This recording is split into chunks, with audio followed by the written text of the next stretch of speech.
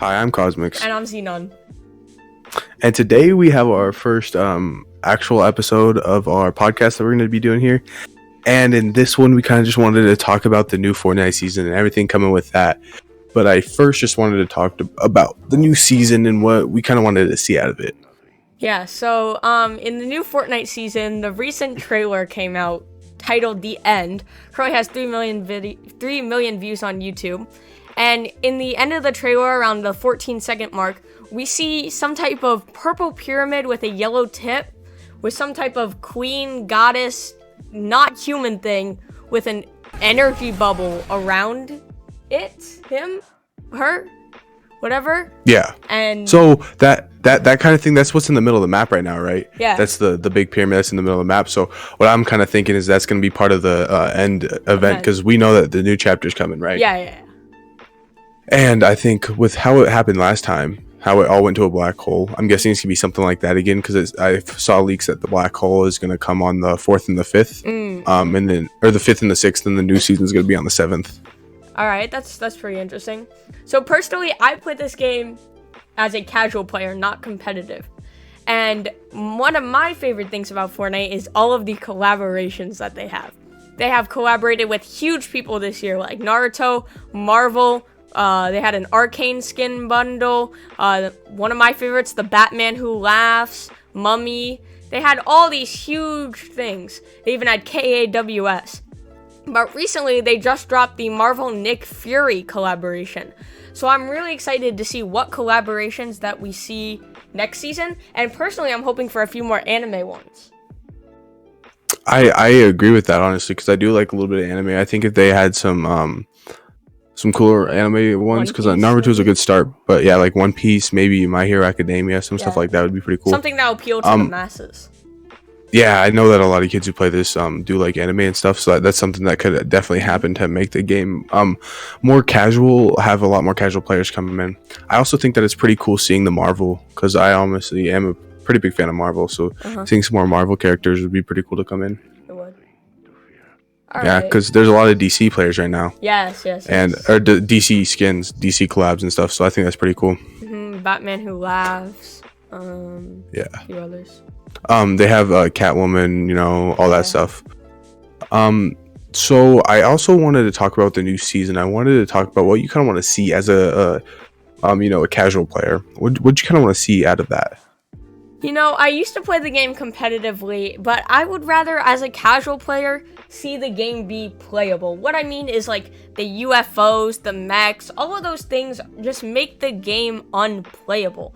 If you get some items in the game, you have a very, very high chance of winning the game. I would like to see a little bit less of those items as a casual and comp player, and I just want to see an overall fun experience. What about you, Cosmic? I know for a fact that the reason that they do add those things like the mechs and like back in season 3, I believe it was the mythics and all that stuff. I know they add that because they want like new players to be able to still have fun in the game and still be able to get kills and win games without having to be mechanically good. But I do also know that, like, especially like with how I play, right? Like if I play a pub, right? If I play a casual game instead of arena, and I could be dropping 40 kills off spawn, but then some kid comes with the SMG and sprays in my box just randomly and gets a kill because, like, all the new stuff that they added, like the 50-50 walls and stuff like that. I think that that's kind of not fun for people who want to just like be able to key and like be able to have fun in the game. But also I understand why they do it. I understand why they do it, and I feel like there could be a pretty easy fix. If they made pubs, arena, and then they made a third mode that's arena, but not counting points, I think that would be a good mode. I think I like what you're saying. Also, I know with like pubs, there's no siphon at all. So like I said, you could drop 40 kills off spawn and have 0 mats and 0 health.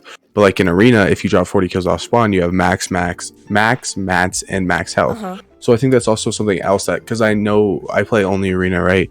And I play pubs every once in a while. And when you go from arena to pubs, you get really frustrated because you can drop 30 kills, whatever, and still have 150 health without and having to fight another team. So that kind of sucks. Yeah.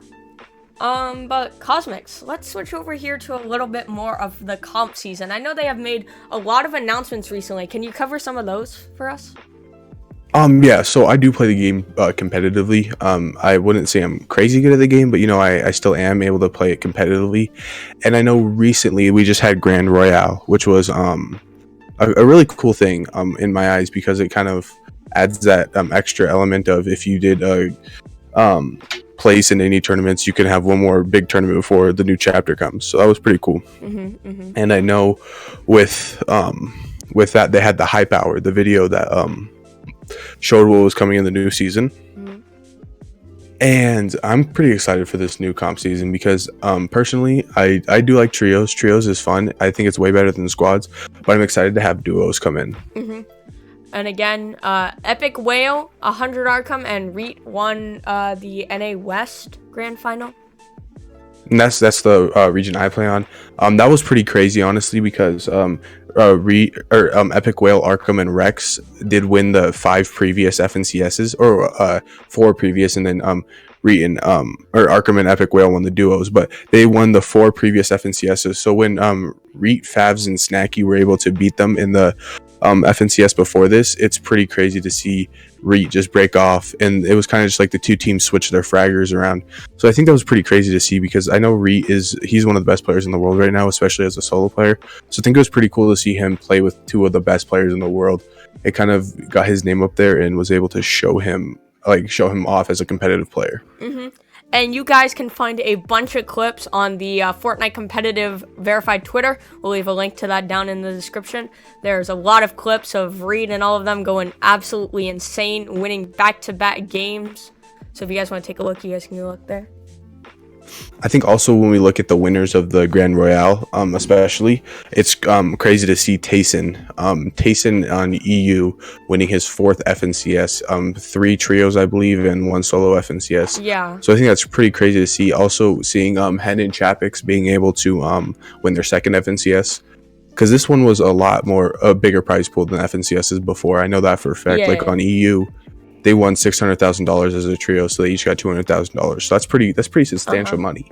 And Booga, World Cup champion, $3 million winning, keeps his win streak. Actually won champions in NA East with Miro and Dunks. Dukes. They won the Dukes. Dukes and Miro won the Grand Royale, but it was pretty crazy if you look at that because just a couple weeks before, Booga, Miro, and Muzz, a player from EU, actually won FNCS. And then Muzz got dropped by Booga and Miro just weeks before Grand Royale, and they had to pick up Dukes. And it's crazy to see that they picked up Dukes and still were able to win the biggest tournament probably of this chapter. So that's pretty crazy to see. Yeah, that is. I think also looking at not just Grand Royale, but just looking at the FNCS from this season, looking at Muzz being able to win 3 FNCSs, the first ever person to win FNCS on multiple regions. I think that's pretty nuts to see because that doesn't happen very much. Actually, first to do it, I believe. Right? Yeah, first to do it. I think Edgy and Scented, if they would have won one of the FNCSs that they got second in, they would have been the first to do it because they used to play on West, I believe. But it's pretty crazy to see a player do that, honestly. Yeah. So kind of switching gears here from just looking at the competitive season to what I kind of want in the next competitive season as a comp player myself. Personally, I'm excited for the duos because it's kind of like a switch of meta, and I'm excited to kind of change it up because I've already done a few duo scrims, and I just did a ladder last night, and it's kind of a way different than trios. I agree. I mean, duos is a whole different game. Well, I would say trios is closer to squads than it is to duos. Would you agree with that, Cosmix? I definitely say so because especially in duos, solo clutches are more common because it's 1v2 instead of 1v3 when you're a solo most of the time. So that's kind of more entertaining because those solo clutches are amazing. Like when you're last player on your team alive and you're in the last zone and you're trying to get the most placement points and maybe trying to get a win and you're able to 1v2 the team on height and you win the game. That's a pretty crazy because that can happen more often than having to 1v3 a team. So and I think that's pretty cool to see. So I know they are doing weekly solo cash cups, but personally, I would like to see a cup every single day. Doesn't mean it has to be a cash cup, but some type of practice tournament official by Epic, not like a scrim or something like that you can play every single day. I agree with you because like I do like I do scrims like scrim ladders. They're scrim tournaments basically, and those are fun and all, but they get kind of boring because like last night, me and my teammate we both had purple spazzes. We both had purple scars. We had like max heals. We had max mats, and we get into a zone, and the server was so laggy. We drive through the zone and we get boxed up, and then we just get sprayed from every team, and we can't build anything because bullets go through because we're so laggy. But if we do like actual tournaments sanctioned by Epic, they'll be a little better servers, and then like it'll be kind of better, I believe. I do see what you mean. Yeah, and then also looking at actual the daily tournaments, like you just said, there's speculations that there's gonna be daily duo cups, which I'm excited about. And then also with tournaments coming back, there's gonna be the new tournaments for Open, Contenders, and Champions League division in Arena. And I think that's a really good idea for more casual competitive players, people who can't compete at the highest level, but they still have a chance to do good in tournaments at their level, which I think is a really good idea. I personally have never hit in champs, and I used to love the contender cups, and then they took them away, and I was just never. I think that's probably the reason I quit competitive. Yeah, I hear what you're saying. I know for a fact that champions isn't that hard to hit. I can do it, like obviously like anyone can do it. Like it's not that hard to hit, but the only problem is with these tournaments is if they do money in the contenders and opens, people might smurf or whatever, which is bad. So that's why I think that they're just gonna be hype cups for the contenders and opens at least, and the actual cash cups for the champions. Yeah, I doubt they would do any type of cash cup for contenders, because once just like you said, smurfs. Yeah, and if you want some easy money, you kind of just go and get some go and smurf or whatever. So yeah, I think that's pretty crazy. I also looking at it, I think with the new duo, we do need a bigger map, just because with trios there's 33 spots that teams have to land, right? Because there's 33 trios. But with duos, there has to be 50 landing spots for teams to be able to split loot and get like equal loot, basically. So I think if we do get, when we do get it, we have to get a bigger map next chapter. I think for sure. I would like to see some new POIs in the new map. That would be pretty interesting. I think that with how Fortnite is progressing and how everything's working, I think that if they do get a whole new map, there's going to be a lot of pushback because it's different and people aren't going to want that. But I also know a lot of people who do really want a new map. They hate this map, and I'm one of those people. I would like to go back to the old map, but I also know that's unrealistic, and we probably should just have to deal with it. Yeah, we just have to deal with it and get a new map, pretty much. But yeah, I doubt they will ever return to exactly the old map, but there's still a hope. Yeah, there's still. I think there's always hope, but I think definitely we will need a bigger map if we don't get a new map. Yeah, I do agree with that. And then looking at the new season and what we kind of want from the season as a whole, I think definitely a better meta. Because like I know that back in the day, like when we had the mythics in the tournaments, that was like one of the most fun things ever. Like when you could get the shockwave launcher with the mythic charge and like shockwave to height and then like just charge, like that was so fun because you also had like the grappler that would give you gliding ability, and then you also had the drum gun, which was good for controller players and all that stuff. I think if we had a cool meta like that, it would honestly revive the game pretty well. I agree. I mean, mythics, if they add a few new POIs, make a new story, maybe the girl at the pyramid could have some type of new gun mythical. There's a lot of things that Fortnite could do. Now, will they flop though? Do you think that this season will flop like some others have? Or do you think it'll be well received and they'll listen to the community? I think personally that this new chapter, no matter how bad it is, it won't flop because it's a change of pace.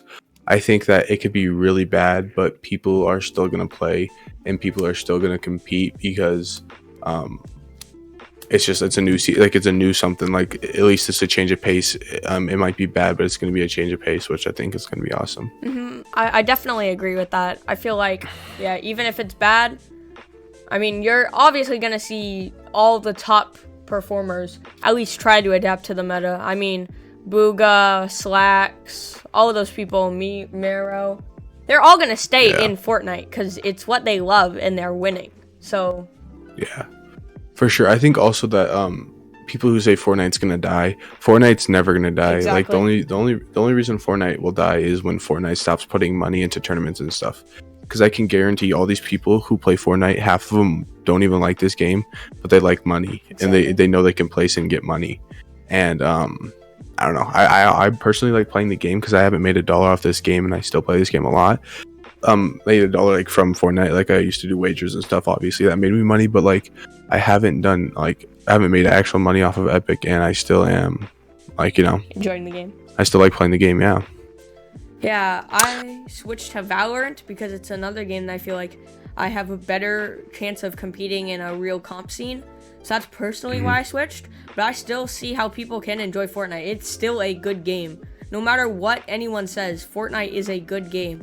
Will the majority like it? That doesn't necessarily mean it's a bad game. The production quality is great.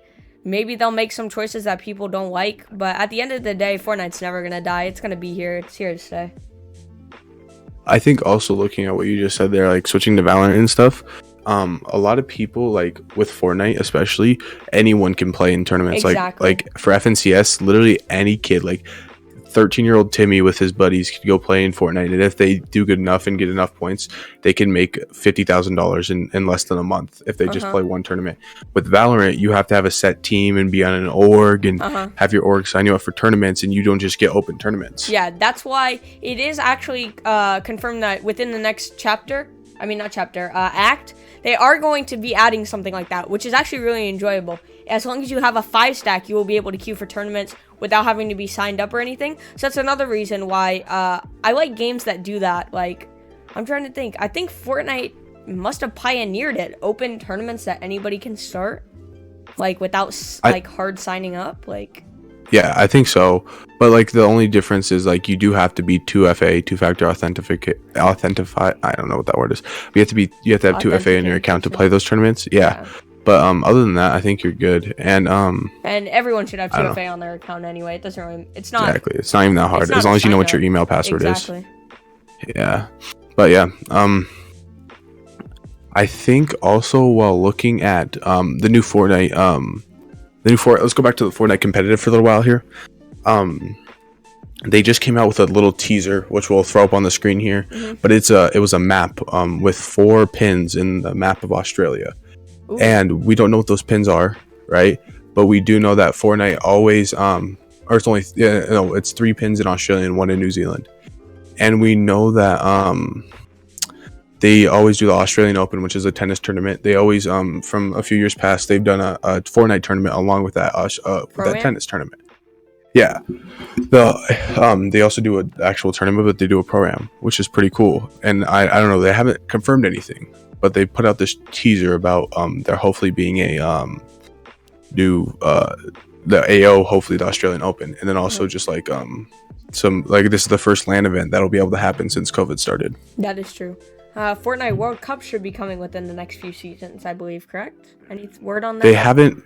They said that they came out and they at first said that they won't do any LAN events, so events in person like the World Cup, like Australian Open, like DreamHack Anaheim, until the third quarter of 2022, which would be like around August and stuff of this upcoming year.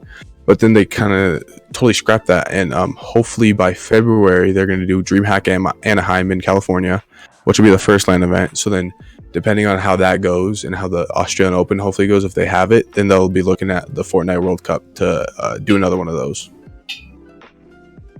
Yeah, I would be really interested in seeing something like that. I mean, Fortnite has probably, I would say, the biggest comp scene in gaming right now. And the lack of LANs is a little bit sad. Obviously, COVID. Obviously, it's a little bit different. In Valorant, you need 5 people on a team with maybe 1 sub. So that's 12 people you need to play. with Fortnite, if you're doing a LAN event, you need at least 100 for a full lobby, which is very hard to get. And I get why they don't do LAN events, but it's good that we try and see those coming back by 2022, maybe. Yeah, I definitely think so. I think LAN events were an awesome thing. I also think that LAN events are really good for Fortnite publicity because it's like in the World Cup, right? They sold out Arthur Ashe Stadium, which is a huge stadium. Like is a really huge. I believe it seats. We'll put it up on the seats screen. A lot of people. It seats that many people. But I think that's pretty crazy. Also, like that's people coming to watch people play a video game on a screen in person. I think. I mean, well, let's just think of how far it's come. I mean, years ago, games weren't like this. You weren't going to go and watch someone play a video game live for money. Just, it's come so far. Definitely. I also think that it's crazy to see how Fortnite as a whole has just changed. Like back then in the day, it was people running around with the guns, not even building, and now there's like tarping and all these mechanics and all this new stuff you have to know how to do to even be good at the game. So I think it's crazy just to see how it's changed, how much it's changed. Yeah, it's really crazy just to see how much meta has changed from season to season. I also think that LAN events will be good for just the community as a whole, because then you get to go meet the people that you're playing against. You get to meet the EU players, meet the NA West players, meet the Middle East players. You get to meet all the players from all around the world who you always see but you never got to meet in person. That's really nice for the fans' interaction as well. Yeah, I think so. I think it's pretty cool to see like these little kids who love Fortnite get to go see their idols playing the game in person. I know Clix is an idol for many. Yeah, I know Clix. He used to be one of my favorite players. Being able to see him compete live in person must have been something cool. Yeah, 100%. Yeah. I think also just like a few more things I want to touch on is with the new map leak. We'll throw it up on screen, I believe. But the new map looks pretty cool. And the thing with this map leak is that last season this account leaked a map that looks like a map kind of like this that wasn't like final yet, but it looked exactly like the one we have now. He leaked that map. So when looking at this map, I think we can kind of trust this to look at what our new map might look like, and that's pretty exciting to see because it's a cool map.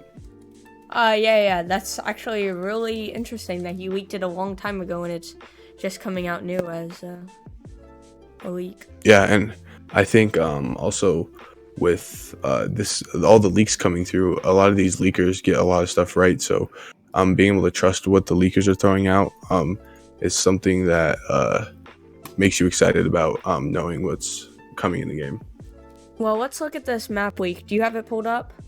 Yeah, I do have it pulled up. Oh, is there there's ice in the top right? Yeah, it's kind of, there's ice in the top right, there's a volcano in the top left. Yeah. This map will throw it up on screen for you guys.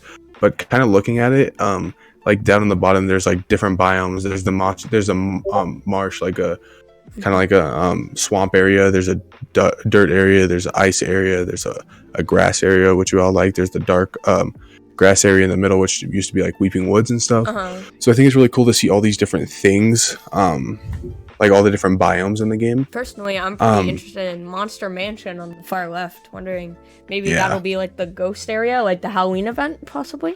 Yeah, seeing all what that is. Yeah. Also, just like the different biomes that we had in the first map was really cool to see, because like when like in the bottom right corner the desert area came through, and then like all of it was snow, and then only a little bit of it was snow, and then it was grass and all this stuff. I think it's cool to see those changes because it keeps it fresh. With this last map, we didn't have much of that. Yeah. So yeah, it seems like this season's going to be a pretty big, interesting season for comp and casual players. Yeah, I think we're all really excited to see this season and see what new things are going to come and see how this season plays out. But I think that about wraps up our first episode here. Yes, I think it does. Yep. make sure to turn on our post notices and subscribe so you can always catch our next podcast. And then also make sure to leave any topics that you want us to discuss in the comment section below so we can try to get to those as soon as we can. Yeah, so just thank you guys for watching. It means a lot to us. Again, like, post, notice, and long live Kontentsu.